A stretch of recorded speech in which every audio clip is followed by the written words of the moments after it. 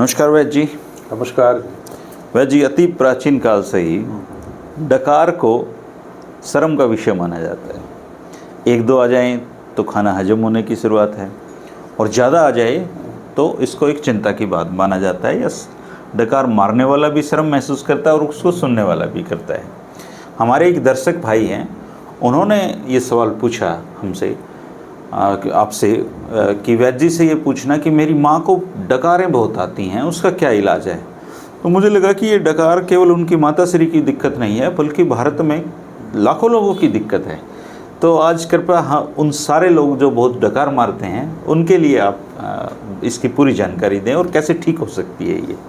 देखिए, पहली बात तो ये है कि बीमारी या कोई ऐसी मेडिकल कंडीशन है उसमें शर्म की बात जैसी कुछ चीज़ नहीं होता। शरीर की नेचुरल रिएक्शन है डकार आना। चूँकि आप खाना खाएं, पानी पिएं, कोई और चीज़ अंदर ले जाएं या बातचीत भी करें तो लगातार हवा आपके अंदर जा रही है, और हवा जब जाएगी तो पेट में अपने लिए स्थान बनाएगी।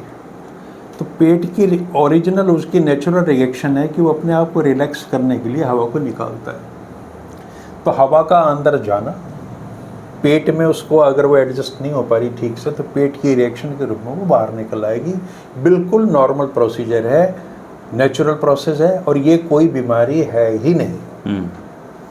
अब रहा मजाक उड़ाना, हंसी उड़ाना, तो हमारे यहाँ जो अपान वायु के बारे में भी ये धारणा है।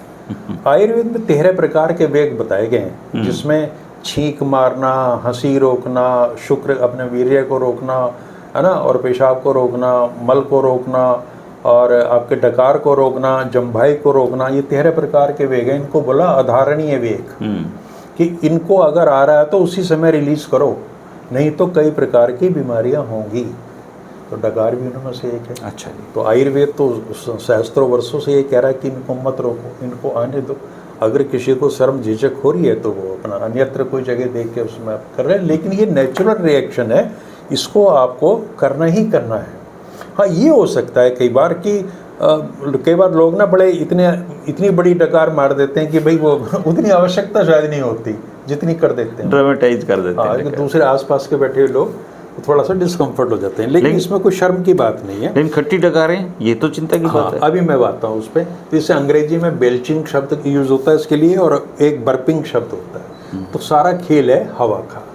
आयुर्वेद में ये कहा गया है कि कभी भी आप भरपेट भोजन मत करो, अपने उदर का, पेट का चौथाई हिस्सा हमेशा खाली रखो, ताकि वह वायु का संचरण ठीक से हो सके। ये चीज़ धर्मेंद्र जी 4000 साल पहले से ये कहा गया, शास्त्र में लिखा है। अच्छा, कि भरपेट नहीं खाना, इतनी गुंजाइश छोड़ दो कि हवा का उसमें संचरण हो सके, तब की बात है।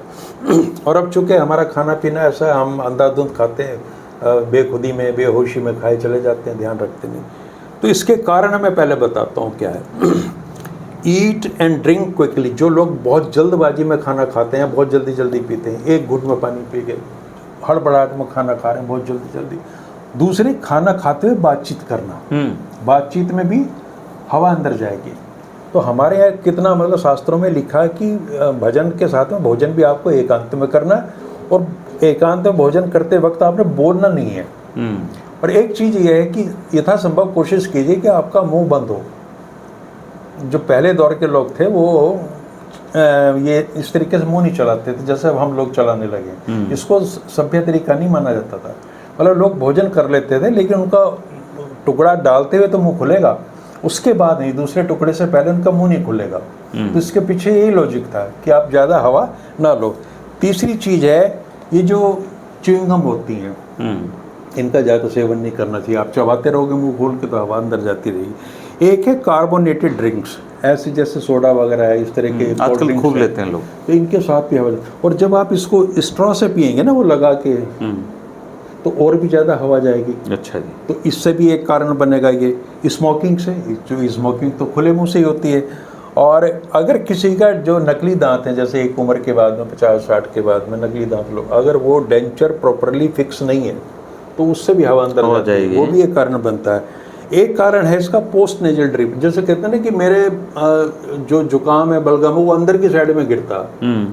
बहुत लोग ये शिकायत करते हैं, कंजेशन जब नाक बंद हो जाती है, तो इसको पोस्ट नेजल ड्रिप बोलते हैं। उस स्थिति में भी डकार रहेंगी। और जो लोग मुंह से सांस लेते हैं, या जो लोग खर्राटे लेते हैं उनमें भी प्रॉब्लम आएगी। तो जो दर्शक ये तय कर लें कि वो जो जिनके बारे में भी ये चर्चा कर रहे हैं कि उनमें से क्या कारण इनके लिए बन रहे हैं, उनसे पूछ लें अच्छी तरीके से कि ये जो कारण बताए जा रहे हैं उनमें क्या है। तो आम तौर पे मिलेगा कारण और ठीक भी हो जाएगा वो और कारण आप उसका इलाज करते होगे तो ठीक हो जाएगा। दूसरे कुछ खाने वाली चीज़ें हैं जिनसे गैस बनती ज़्यादा और फिर वो बाहर निकलने की कोशिश करती है। जितने भी बीन्स हैं, मटर है, लेंटिल्स हैं, ये फली वाले, कैबेज, गोभी है, फूल गोभी, बंद गोभी, इससे ज़्यादा बनती है। प्याज से बहुत बनता है, ब्रोकली से, ब्रोकली बहुत ज़्यादा आजकल चर्चित हो रही है, तो ब्रोकली भी एक तरीके से गोभी का वैरायटी है। तो इन सब से गैस बनती है, गैस प्रोड्यूसिंग चीज़ें हैं, और फिर वो गैस बनेगी तो अपना रास्ता निकाल लेगी जाने। और आप वैसे भी आपने देखा होगा, लोग कहते हैं कि बाय बादे की चीज़ खा ली तो हवा निकलनी शुरू हो जाएगी, है ना। तो इसमें क्या है कि कुछ ऐसी मेडिकल कंडीशन भी हैं जो आपने जिक्र किया था। ये तो नॉर्मल सारी चीज़ें हैं कि अगर किसी को गैस्ट्रोइसोफेजिकल रिफ्लेक्स डिजीज है, GERD बोलते हैं, जिसमें क्या है कि खाया पिया ना मुंह से निकलना शुरू हो जाता है। एक वाल्व होता है जो चीज़ों को ऊपर नहीं आने देता नॉर्मली। अगर वो ढीला पड़ जाए या कमज़ोर पड़ जाए तो जो आपने खाया वो वोमिटिंग से होने लगेगी, वो बाहर निकल जाएगा। या किसी को डिस्पेप्सिया हो, मतलब भूख वगैरह ना लगती हो, पाचन तंत्र से संबंधित बीमारियों के लिए होते हैं। एक ये होता है कि स्टमक की जो मसल्स हैं आपकी वो कमज़ोर पड़ जाएं, स्लो हो जाएं उस स्थिति में। और पेप्टिक अल्सर्स, जो अल्सर जख्म बन जाते हैं पेट के अंदर में, उनकी वजह से। और एक बड़ा कारण है लैक्टोज इंटॉलरेंस। कुछ लोगों को दूध हजम नहीं होता, तो जिनको इंटॉलरेंस है दूध की, वो लगातार दूध पीने के बाद में डकार उनको आती रहेंगी। एक इन्फेक्शन होता है H. पाइलोरी, जिसका बड़ा मुकम्मल और अच्छा इलाज उपलब्ध है। अगर वो वजह कहीं बन रहा है तो उसमें कई सारे लक्षण है, एब्डोमिनल डिस्कम्फर्ट होगी, थोड़ा सा खट्टी डकार टाइप चीज़ें आएंगी, तो उसको भी आप एक्सक्लूड कर सकते हैं। और एरोफेजिया मैंने बताया, जो लोग ये लेते रहते हैं सारी की सारी चीज़, इस तरह की हवा लेते हैं, तो तब तक कोई चिंता की बात नहीं है। ये मेडिकल कंडीशन होगी तो ये भी ठीक हो जाएगी। चिंता कब करनी है कि अगर किसी को लगातार डकार आते हैं और बुखार बना हुआ है, अच्छा जी, पेट में दर्द है, वेट लॉस होता जा रहा है, वजन कम हो रहा है, थकान रहती है और नमनेस होती है, सुन पड़ जाते हैं हाथ पैर, ये इस तरह की चीज़ें, कमजोरी लगातार हो रही है और वॉमिटिंग आती रहती हैं, है ना, तो या डायरिया हो जाए, लूज मोशन लग जाए, अगर ये चीज़ें डकार के साथ हैं तब हमें चिंता करने की बात है। और वो भी चिंता ऐसी नहीं है कि वो ठीक नहीं होगा। तो इसके लिए सबसे बड़ी सलाह यही है कि देसी नुस्खों का अपना एक महत्व है, एक सीमा तक। तो उसमें आप क्या कर सकते हैं कि अजवाइन और काला नमक मिला के ले लें, अच्छा जी, चूर्ण बना लें उसका।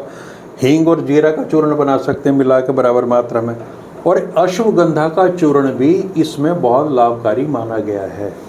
अश्वगंधा की तो टैबलेट भी आती हैं। तो हमारे जिन भी दर्शक ने ये सवाल किया है तो वो ये 3 प्रयोग करके देख लें, अजवाइन और काले नमक वाला, और एक अश्वगंधा की टैबलेट भी आती है, वो ले लें साथ में।